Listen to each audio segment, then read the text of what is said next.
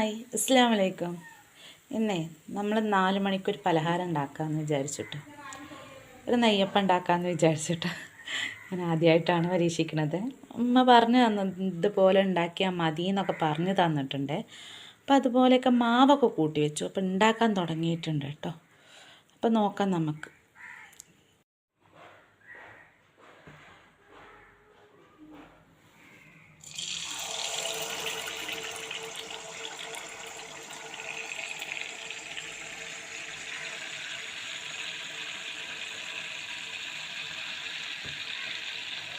ഇതാണ് കേട്ടോ, ഞാൻ 2 എണ്ണം ഉണ്ടാക്കി വെച്ചിട്ടുണ്ട്. കാണിച്ചു തരാം. 2 എണ്ണം അല്ല 3 എണ്ണം. സെറ്റാണ്, കഴിച്ചിട്ടില്ല കേട്ടോ, കഴിച്ച് നോക്കിയിട്ടില്ല. ഇതാ സംഭവം പൊങ്ങി വരുന്നൊക്കെ ഉണ്ട് കേട്ടോ. അപ്പോൾ ശരി, ഞാൻ ഉണ്ടാക്കട്ടെ കേട്ടോ.